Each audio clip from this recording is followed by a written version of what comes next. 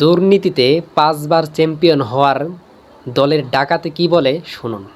Ballot paper ছাপা যখন হবে তখন দেখবো, প্রয়োজনে আমরা আলাদা ব্যালট পেপার ছাপাবো যেখানে তারিখ শীট থাকবে। তো শুনেছেন তার কথা। নির্বাচন আসার আগেই যদি এই বক্তব্য দেয় তাহলে নির্বাচনের সময় এরা কী করবে? এই ডাকাতগুলিতে কি করবে? মানে ধান আর ধান, ধান ছাড়া কিছু থাকবে না। কেউ যদি ধান ছাড়া অন্য মার্কায় ভোট দিতে যায় তাকে রক্তাক্ত করা হবে, তার উপরে জুলুম অত্যাচার করা হবে।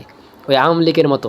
আওয়ামী লীগের আমলে যেমন নৌকা ছাড়া অন্য কিছুতে ভোট দিতে পারতো না, এখন এই সময়ে এই ধান ছাড়া কেউ অন্য মার্কায় ভোট দিতে পারবে না, এটাই বোঝাতে চাচ্ছে তারা। ঠিক আছে, স্বাধীনতার পর থেকে যে সিস্টেমে নির্বাচন হয়ে আসছে, এই সিস্টেমে যদি নির্বাচন হয় তাহলে কখনো সম্ভব না সুষ্ঠু নির্বাচনের। কারণ যাকে টাকার বিনিময়ে নমিনেশন দিয়েছে তার দল, এই দলের এই নেতা তার কালো টাকার বিনিময়ে, তার হারাম টাকার বিনিময়ে গুন্ডা পান্ডা ভাড়া করে রাখবে এবং ভোট ডাকাতি, ভোট কিনবে। ঠিক আছে, সেই জন্য কখনো সুষ্ঠু নির্বাচন সম্ভব না। কারণ যেহেতু তাকে নমিনেশন দিয়েছে, তার চিন্তা থাকে যে আমার পাস হইতেই হবে, যেভাবেই হোক আমাকে পাস হয়ে আসতে হবে।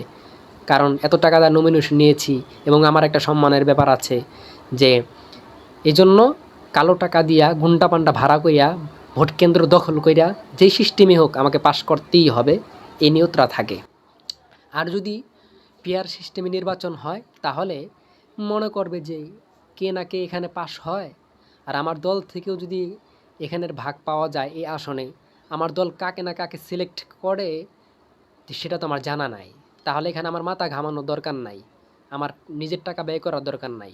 এই জন্য সুষ্ঠু নির্বাচনের একটাই পদ্ধতি, সেটা হলো পিআর সিস্টেম নির্বাচন।